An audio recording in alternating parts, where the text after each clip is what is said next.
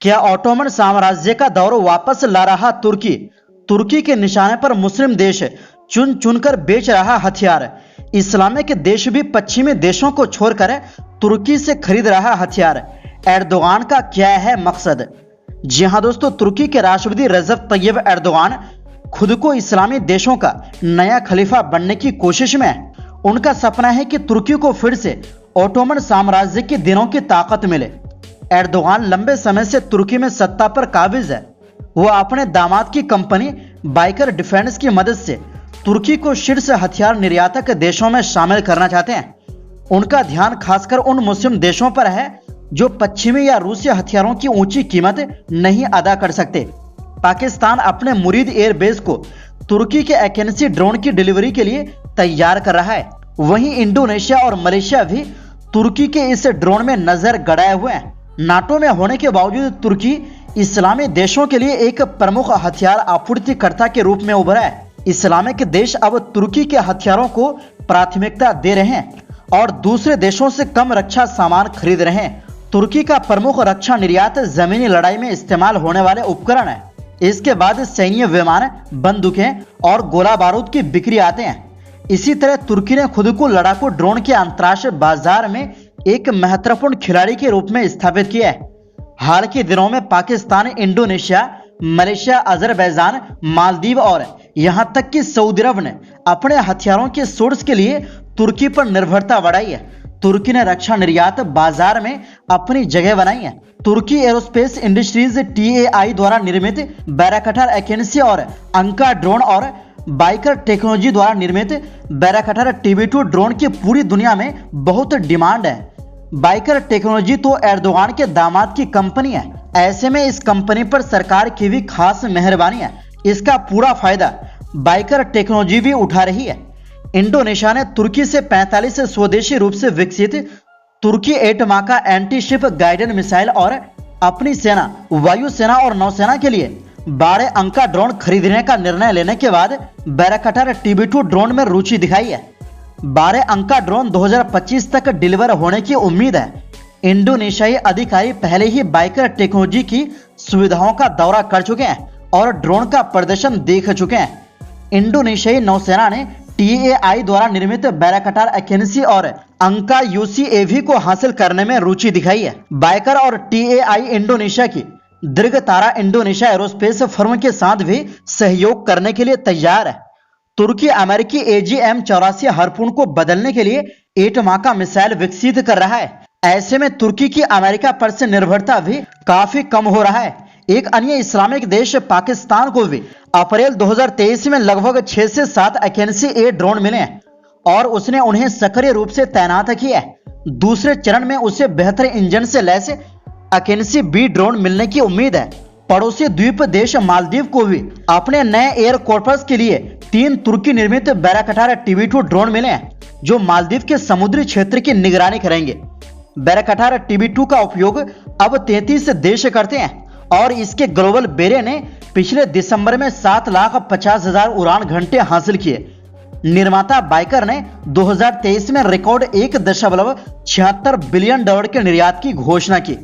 Ukraine युद्ध शुरू होने से पहले लगभग 14 देश TB2 ड्रोन का इस्तेमाल कर रहे थे, लेकिन यूक्रेन युद्ध के बाद इन ड्रोन की लोकप्रियता बढ़ गई जिससे अधिक ग्राहक मिले। TB2 ड्रोन ने दिखाया कि यह सतह से हवा में मार करने वाली मिसाइलों और अन्य लक्ष्यों को तबाह कर सकता है। यूक्रेन ने TB2 के हमलों के प्रचार वीडियो बनाए जिसमें युद्ध के मैदान में ड्रोन की शक्ति का गुणगान करने वाला एक आकर्षक गीत भी शामिल है, जिससे ड्रोन के लिए और भी ग्राहक प्राप्त हुए हैं। यह ड्रोन छोटी सेनाओं को शक्तिशाली तकनीक देने का वादा करता है जिसे पहले केवल पश्चिमी देशों के पास था। मतलब पश्चिमी देशों को टक्कर तुर्की दे रहा है। यहां तक कि अमेरिकी कानून निर्माताओं ने भी तुर्की के ड्रोन को यूक्रेन के लिए एक महत्वपूर्ण हथियार के रूप में अपनी लिस्ट में शामिल किया है। लिथुआनिया में हाल ही में एक क्राउड फंडिंग अभियान ने यूक्रेन को एक और TB2 खरीदने में मदद करने के लिए 3.5 दिनों में $5.4 मिलियन जुटाए।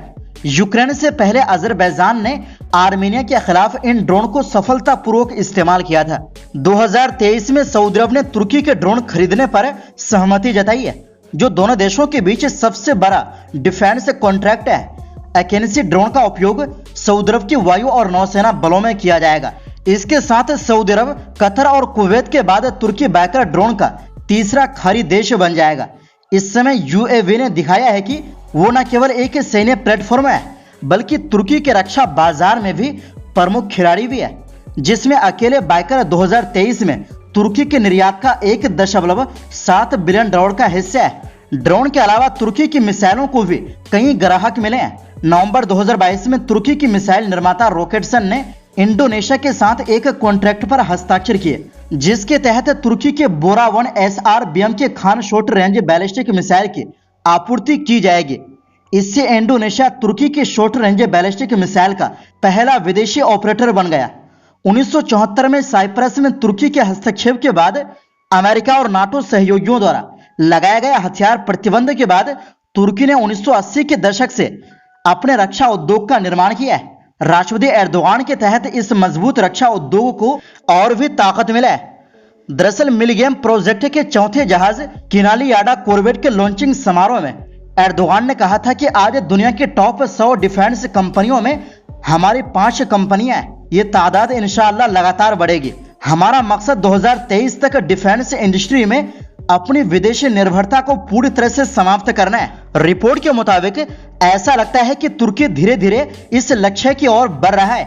तुर्की के डिफेंस इंडस्ट्री की ताकत इसके नाटो मानक के अनुसार अत्याधुनिक स्वदेशी उत्पाद है, जो आम बाजार के मुकाबले सस्ते कीमत पर उपलब्ध है। साथ ही टेक्नोलॉजी ट्रांसफर और स्थानीय उत्पादन विकल्प भी है।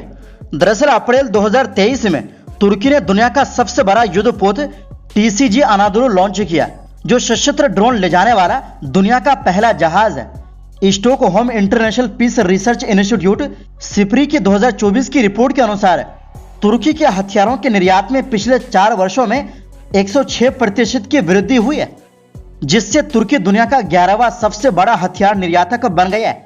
रिपोर्ट के अनुसार 2014 से 2018 की तुलना में 2019 से 2023 तक तुर्की के हथियारों के निर्यात में 106% की बढ़ोतरी हुई, जबकि वैश्विक हथियारों के निर्यात में तुर्की की हिस्सेदारी 1.6% रही और 2014 से 2018 की अवधि के दौरान तुर्की की हिस्सेदारी वैश्विक हथियारों के निर्यात में 0.7% थी। 2019 से 2023 की अवधि में तुर्की से हथियारों का प्रमुख आयातक संयुक्त अरब अमीरात था, जो तुर्की के हथियारों के निर्यात का 15% था। इसके बाद कतर 13% और पाकिस्तान 11% था। तुर्की ने विमान, बख्तरबंद वाहन, जहाज और मिसाइलों जैसे कई पारंपरिक हथियारों का निर्यात करता रहा है। हालांकि सिप्री के अनुसार तुर्की अभी भी पश्चिमी तकनीकों पर निर्भर है, विशेष रूप से मोटराइजेशन पर। बावजूद इसके कि उसने खुद को हथियारों के कुछ खास समूह में उभरते सप्लायर के रूप में स्थापित करने में सफलता हासिल की है। यही नहीं, F-35 डेवलपमेंट प्रोग्राम से बाहर किए जाने के बाद तुर्की अपने 5वीं पीढ़ी के लड़ाकू जेट को विकसित करने की राह पर चल पड़ा है, जिसकी पहली उड़ान हो चुकी है। खबरें हैं कि अजरबैजान और पाकिस्तान इस विकास कार्यक्रम में शामिल होने के इच्छुक है। पाकिस्तान कान प्रोग्राम में शामिल होने वाला दूसरा विदेशी भागीदार बन सकता है, अजरबैजान के बाद, जिसने जुलाई में कार्यक्रम के लिए खुद को आधिकारिक रूप से प्रतिबद्ध किया था। पाकिस्तान की वायुसेना ने भी TAITFX में रुचि दिखाई है। 2019 में पाकिस्तान एरोनॉटिकल कॉम्प्लेक्स के तत्कालीन अध्यक्ष एयर मार्शल अहमद शहजाद ने कहा था कि तुर्की का TFX पाकिस्तान एयरफोर्स की इच्छाओं के अनुसार है। तो दोस्तों, तुर्की की इस उपलब्धि पर आप क्या कहेंगे? अपनी राय कमेंट बॉक्स में जरूर दें। जितना हो सके इस वीडियो को शेयर करें फेसबुक, व्हाट्सएप पर।